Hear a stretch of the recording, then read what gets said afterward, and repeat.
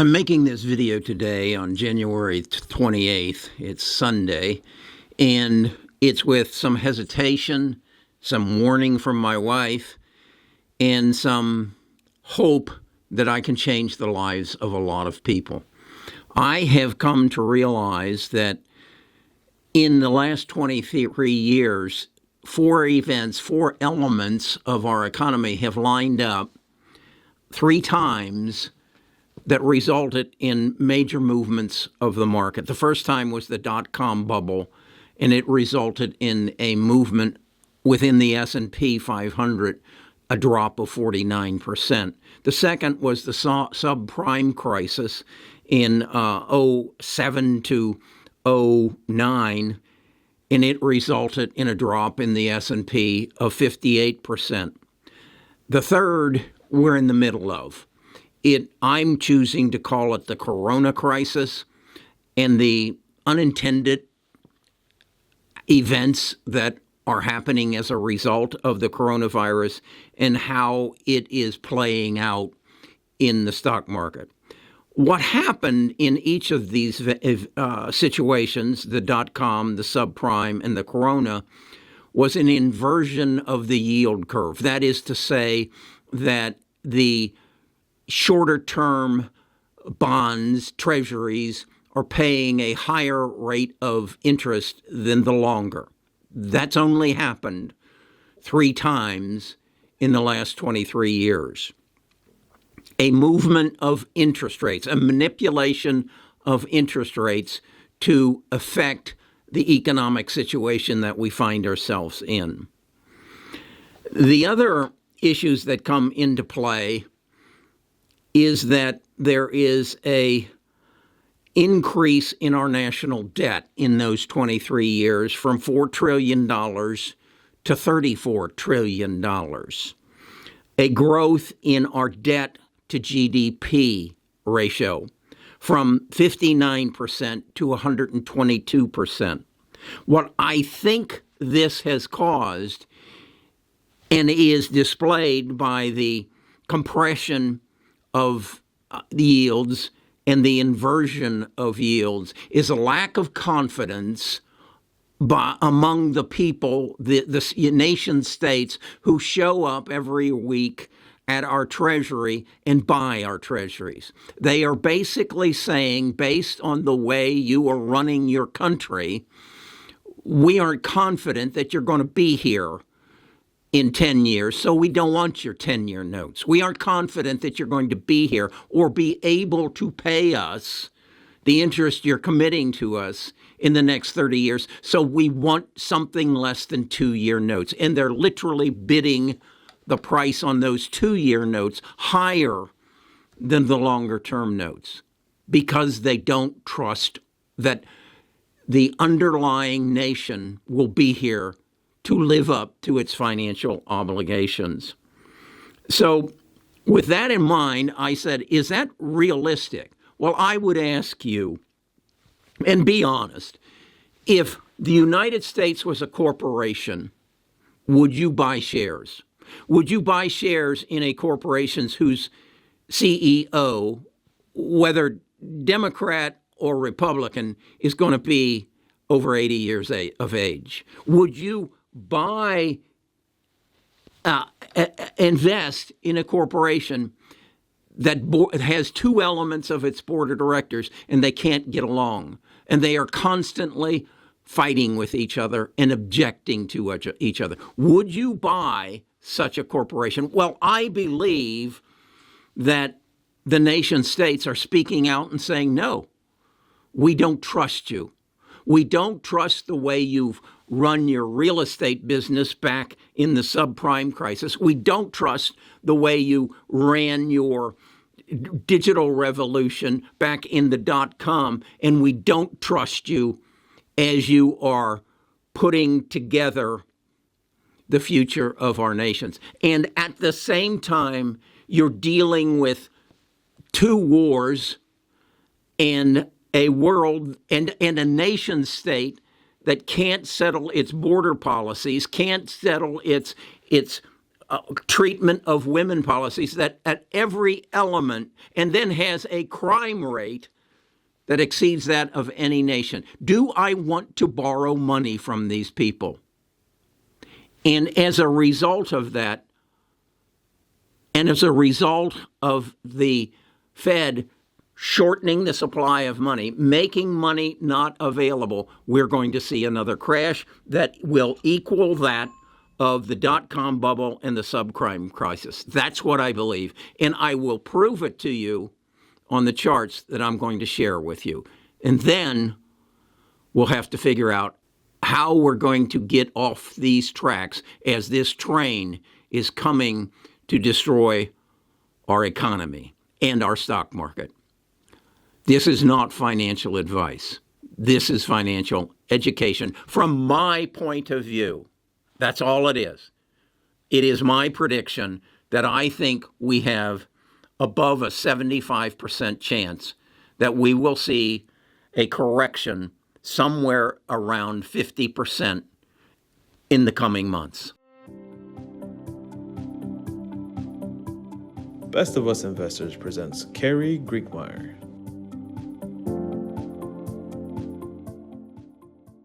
This is the center of my research. It's a chart of the S&P 500 that dates back to 1999. I have three other sections on it. One is one that is showing the inversion of the yield curve. When there's a blue box there, that is saying there's an inversion of the yield curve, that in actuality, the shorter term are paying higher yields than the longer-term bonds. It's happened for that led up to the dot-com bubble, to the subprime crisis, and then what I am choosing to call the coronavirus. The other thing that is here is the movement of interest rates. As Jerome Powell or whomever was head of the Fed then raised interest rates and lowered interest rates, and then how that affected the movement of the Dow. The third is a showing the compression of interest rates. This is what normal interest rates look like, where the 30-year pays a higher rate than the 5-year or the 2-year. But you'll see they compress at points, particularly when there is an inversion of the curve and come closer to each other. Most often, there is less than 1% difference from the high yield to the low yield. Thus, we look at it and say, what causes this? And I think most of us know that there was an overexuberance around the dot-com bubble, and we had a growth in share prices and then a substantial drop. In fact, the S&P in September of 2000 got to a high of 1520, and by October of 2002, it had dropped to 768, or a drop of 49% of its value. Then we moved to the subprime crisis, which was stimulated by bad banking practices and resulted in over $300 billion worth of individual homes repossessed. And that had a high in October of 2007 of 1576 that then reached its low in March of 2009 at 666 and a drop of 58%.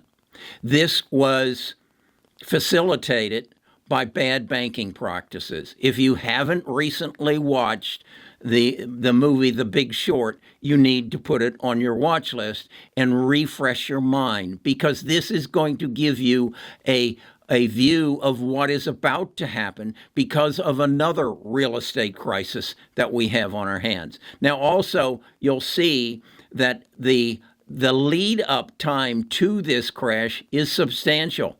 It actually started back in December of 2005, and we moved in and out of a inversion and then settled with an inversion in August of 2006. And then, as I say, as we came out of it, Lehman Brothers crashed or shut their doors on January 15th of '08, and the market crashed. It took, in the subprime crisis, 5.5 years for the S&P to come back to its previous high, whereas on the dot-com bubble, it took 6.75 years for it to come back to its high. So there is a good reason to avoid this. Then we move forward and we don't have this sort of inversion again until July of 2022. At the same time, we have a compression that starts in about May of 2022. And you can see the inversion is deeper than it has ever been before. And that is setting us up for a correction. Now, something very unique happened. As you can see, the correction started right there, about July of 2023. And we had it come down. But then it turned. It turned in November of 2023. What happened in November of 2023? Guy by the name of Sam Altman showed up. He made a deal with Microsoft, and Microsoft and them introduced us to ChatGPT, and a whole fervor built around the new AI revolution. And the crash was avoided. The inversion didn't stop, however, nor did the compression of yields. It continued. What I'm saying is what's looming in our future is a commercial loan crisis that is almost twice the effects of the subprime crisis. We have cities who can't rent out their office buildings because their workers have been trained and prefer to work at home. So they're doubling people up on desks and moving out of the buildings. New York, San Francisco, Atlanta, all the major cities have a vacancy rate right now about 40% of their buildings. The banks have them on their books for maybe $10 million for that building. The appraiser, as they refinance that loan, is going to find that that building is now worth $4, maybe $5 million. And as they adjust their books, and as they're not collecting rent, and as the owner of the building walks away from it, the municipalities will suffer because they aren't getting property taxes. They'll start laying off policemen and firefighters and tax assessors because they can't afford to pay them. And we will see a crash that will far exceed the $300 billion worth of homes that were repossessed, but the actual effect on the economy was something in the neighborhood of $3 trillion. This will turn into a $5.5 trillion crisis. That will bring this S&P 500 down 50%, probably within the next year. It may happen within the next 6 months. I don't know, but I have to monitor it, and I have to see what the nation states who come to our Treasury window say they want. Do they trust us after we are going through this crisis, which we can call the corona crisis? It is not a bad banking crisis. It is the effects of the money. It is the effects of the debt that we have.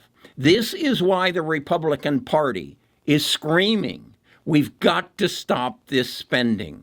We've got to close our borders because we can't afford these people coming into our cities and using our assets. We have to reset.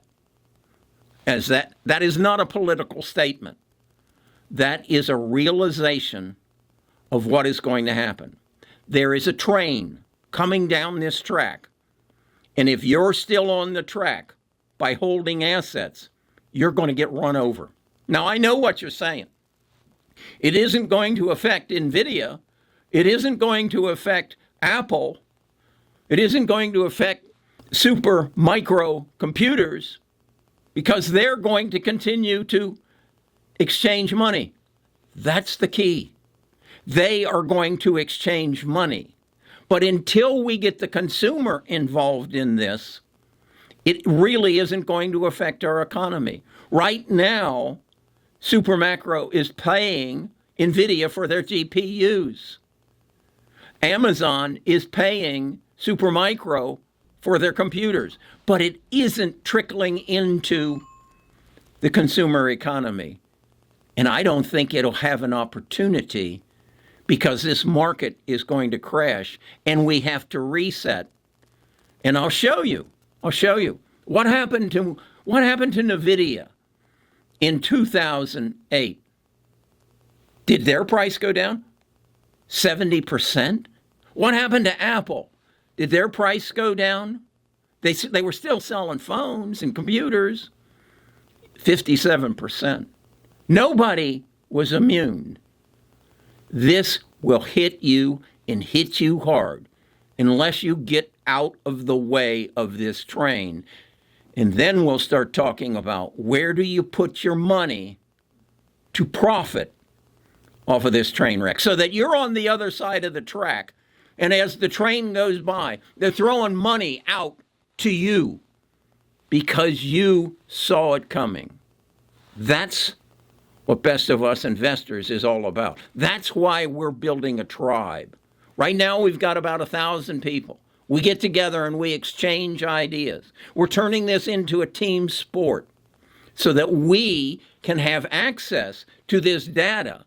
This is artificial intelligence that is feeding me this information so I can make good investment decisions. Now I want to share it with the world so that young people can take advantage and profit off the mistakes that are being made in the world around us. But yet, we should be in a position to profit off of it. That's what I'm trying to share with you now. That's what I need your help in sharing this with anybody that you love and anybody who's under 50 years of age, because they have the opportunity to make more money here than they can on a 9-to-5 job or anything else, that real estate or whatever. If you get on the right side of this early enough, it's going to have a big payoff, but you also got to avoid the losses. Okay, I'm Kerry Grinkmeyer. I'm a retired financial advisor. This is what I do on my Sundays before the playoffs. It's right now 12:52. I've got about an hour before the first game. But I'll go ahead and render this video and get it so it's out for you so you can make better investment decisions. That's my commitment to you. What you need to do is get on the bus. The bus 13 and the bus 14. The group of people who will help you become wealthy. Hope your team wins this afternoon.